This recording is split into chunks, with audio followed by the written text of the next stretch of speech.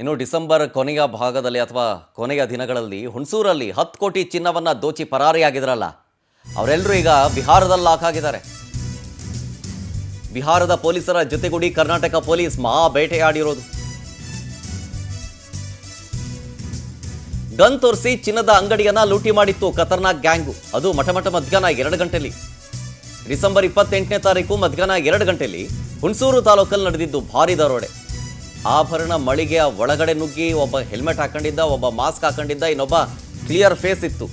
Gun ಹಿಡ್ಕೊಂಡು ಸಿನಿಮೀಯ ರೀತಿಯಲ್ಲಿ robbery ಮಾಡಿದ್ರು. ಎಲ್ಲರೂ ಲಾಕ್ ಆಗಿದ್ದಾರೆ. ಋಷಿಕೇಶ್ ಸಿಂಗ್, ಪಂಕಜ್ ಕುಮಾರ್ ಸಿಂಗ್ ಅರೆಸ್ಟ್ ಮಾಡಿರೋದೀಗ. ಕರ್ನಾಟಕ ಪೊಲೀಸರ ಸಹಯೋಗದಲ್ಲಿ ಬಿಹಾರದ ಎಸ್ಟಿಎಫ್ ಕಾರ್ಯಾಚರಣೆ ಮಾಡಿದೆ.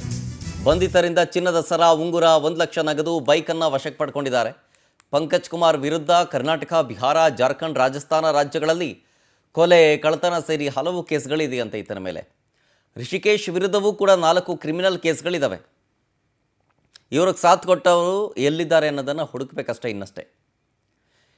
28ನೇ ತಾರೀಕು ಡಿಸೆಂಬರ್ 28ಕ್ಕೆ ಮಂತ್ ಎಂಡಲ್ಲಿ ಹೊಸ ವರ್ಷದ ಹೊಸ್ತಿಲಲ್ಲಿದ್ದ ಸಂದರ್ಭದಲ್ಲಿ 2 ಬೈಕ್ನಲ್ಲಿ 5 ಜನ ದರೋಡೆಕೋರರ ಗುಂಪು ಮಧ್ಯಾಹ್ನ 2 ಗಂಟೆ ಅಷ್ಟೊತ್ತಿಗೆ ಹುಣಸೂರು ತಾಲೂಕಿನ ಚಿನ್ನದಂಗಡಿಗೆ ನುಗ್ಗಿ ಗನ್ ತೋರಿಸಿ ಕೇವಲ 4 ನಿಮಿಷದಲ್ಲಿ 10 ಕೋಟಿ ಮೌಲ್ಯದ ಚಿನ್ನಾಭರಣವನ್ನು ದೋಚಿ ಎಸ್ಕೇಪ್ ಆಗಿರ್ತಾರೆ.